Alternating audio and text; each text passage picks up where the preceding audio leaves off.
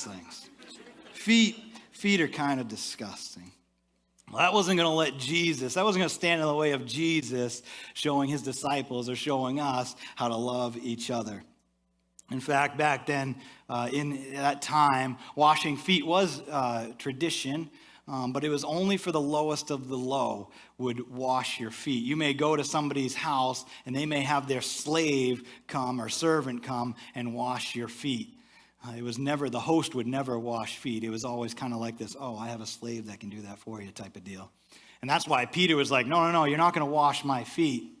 But Jesus is always fighting to get low and serve. Jesus is always fighting to get low and serve. If we want to live like Jesus, love like Jesus, look like Jesus, we're going to have to get low and serve. And he says, you will be blessed.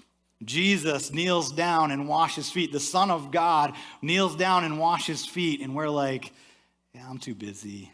I can't do that. I don't have time for that. I can't afford that time, money, whatever. If we're going to get low, if we're going to love like Jesus, we're going to have to serve. And how do we define serve? Serving others. Well, it's easily defined as this.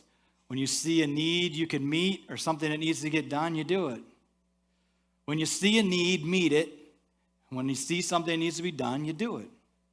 Easy to say, not always so easy to do. Because our mind tells us something different.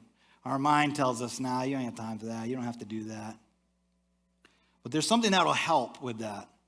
And this prayer that we as a community are praying, we're trying to pray it on a daily basis. God, send me one person to share your love with. If you're praying that prayer, when you see a need, it's no longer a sacrifice or a chore for you. It's an assignment. I challenge you, when you see a need or something needs to be done, you ask yourself, or you ask God, is this an assignment from you, God? Because I tell you what's going to happen. God's going to put that on your heart when you're busy and you got stuff to do. But when you pause and you respond to God, he's going to bless you in the process. It may be you're here at church and out in the foyer in the lobby, there's a trash can overflowing with coffee cups. And you're like, somebody ought to take care of that. You're like, wait a minute, I can do that. Or your friend calls you up and says, hey, we gotta move. I got a bunch of stuff I got to move today. Can you help me out? You're busy. You got stuff to do the weekend. You're like, you know what? I can do that. Or how about this one? You just snowblowed your driveway, you're wet, you're cold, and you're a little tired, and you look over and your neighbor hasn't got home from work yet. You're like, you know what? I can do that.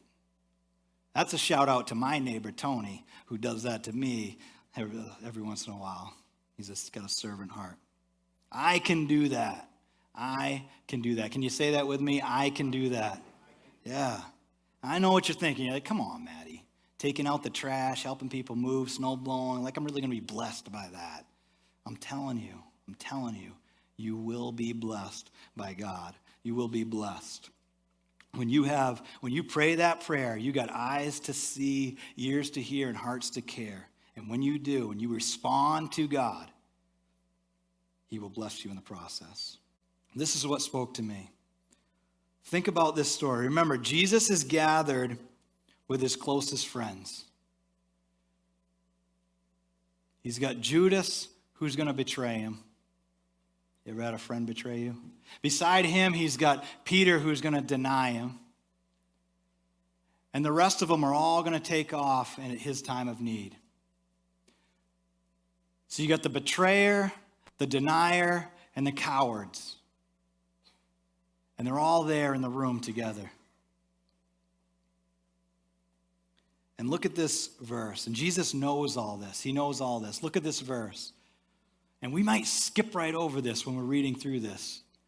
Jesus knew that the Father had given him authority over everything and that he had come from God and would return to God. He knew that the Father had given him authority over everything. Put this in your world. You've gathered together with 12 people. One of them you know is going to betray you and you're going to be crucified for it.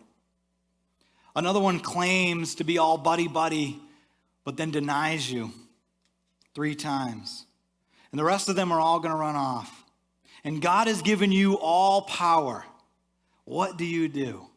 God has given you all authority over everything, hands it to you in your hands. And he says, he's going to betray you, he's going to deny you, and the rest of them are all going to take off on you. Just go ahead, do whatever you want. And what does Jesus do? He gets low and he serves them. At that moment, when he had all power and authority, was the traitors and the rebels in the room. And he served them. And he washed their feet, their dirty, stinky feet. And this is what spoke to me. Because I'm like, man, what do I do in those moments? What do I do in those moments when my day comes and there's everyone's there and they know they're wrong and they know I'm right? You know, you've had those moments and everyone's seeing it your way, and now it's your turn, your time to make your move, and you can discipline and preach it. You preach your little sermon and come down on them the way you want to. And I had to think, what do I do in those moments? Serving them is the furthest from my mind.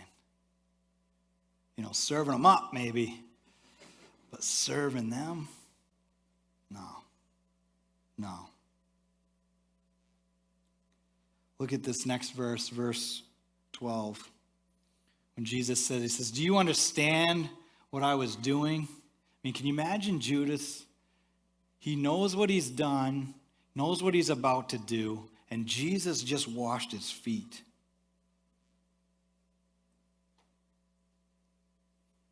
And then he says in the next verse, next slides, I've given you an example. The next slide, sorry. Next slide. I've given you an example to follow. Do as I have done to you. He's gathered with the betrayers, the deniers, and the cowards, and he served them. And then a few hours later, he hung on a cross and he died for their denial, their betrayal, and their cowardness. And then he says, now I want you to go in the world, and when you meet those that betray you, and those that deny you, and those that in their fear haven't supported you or won't support you, I want you to serve them. To recognize their need and meet it, and to know and figure out what they need done and do it. Not because they deserve it, but because I did that for you.